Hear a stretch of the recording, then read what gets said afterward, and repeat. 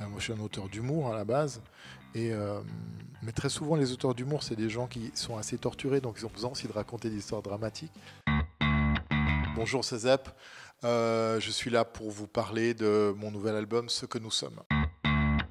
C'est une vraie question. C'est aussi une des questions de l'île, c'est qu'est-ce qui fait de nous un humain en fait. Le personnage principal a des capacités neurologiques énormes, en fait, doublées, triplées par son cerveau numérique assistant. Donc il a toutes les connaissances du monde, il perd tout, il oublie tout, il est déconnecté. Donc qu'est-ce qu'il va réapprendre? Qu'est-ce qui reste? On a envie de croire que la culture, c'est un des fondements de ce qui fait de nous des humains. Moi, personnellement, à titre privé, je le crois. Je crois que ce qui fait une beauté de notre humanité, c'est ça. C'est aussi pour ça que j'espère qu'on est une espèce qui va rester, qui va subsister, parce qu'on a eu cette capacité de créer des grandes choses culturellement. Euh, mais si je devais te dire, qu'est-ce qui fait de nous des humains? Qu'est-ce qu'on fait en fait? C'est quoi notre fonction? Euh, c'est une question assez complexe. Euh, je vais le dire pour moi. Moi, je suis un bonhomme qui dessine et qui raconte des histoires. C'est facile. Mais en tant qu'humain, qu'est-ce que je fais? Je pense que notre capacité, que moi je trouve le plus admirable, c'est notre capacité d'observer et de comprendre, et d'essayer de comprendre. On observe le monde, on essaie de comprendre. On n'a pas encore trouvé vraiment à quoi on sert dans cette histoire, mais en tout cas, on a déjà vachement observé et documenté ce qui se passe autour de nous.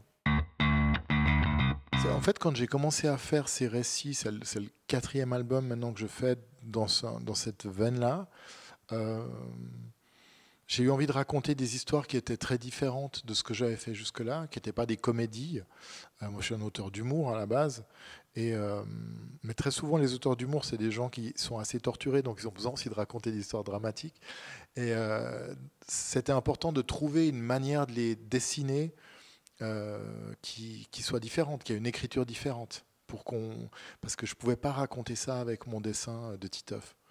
J'aime ce dessin, mais ce dessin, j'ai besoin d'avoir un modèle. Donc je dois toujours dessiner d'après nature. Donc je vais dessiner les lieux que je mets dans mes histoires, et je demande à des gens de poser pour moi. Je fais un petit peu comme un film, je fais un casting où je vais trouver des gens, je dis, est-ce que toi, tu acceptes d'être ce personnage, ce personnage?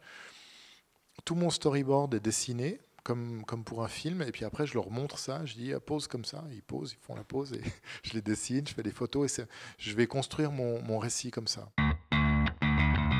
Le plus, ce serait forcément de vivre des expériences virtuelles pilotées par mon cerveau, donc qui seraient complètement réelles.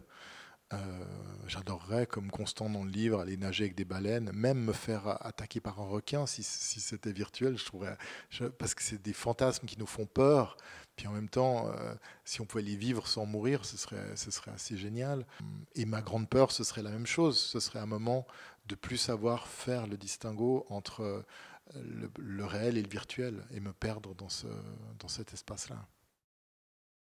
Fantasme, mais en tout cas, c'est comme tout ce qui est progrès technologique, si ça existe, on va y aller.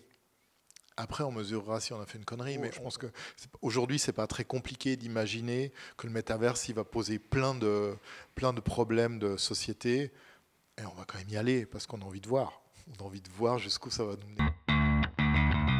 Non, parce que c'est pas une critique dans ce sens-là. Évidemment, j'aimais beaucoup de réserves sur notre manière de gérer ce qu'on fait de nos connaissances. L'ambiguïté, c'est que moi, en tant qu'auteur de fiction, ça me fascine. En tant qu'humain, je trouve ça assez critiquable, mais je suis entre les deux, je suis partagé entre les deux. Donc j'ai envie de raconter des histoires qui soulèvent ces questions-là. Mais c'est pas mon propos de condamner la technologie, et je pense qu'elle peut apporter des choses géniales. C'est plus que notre rapport au progrès, notre rapport à la technologie, il est toujours assez boulimique, plus que réflexif, ça c'est sûr.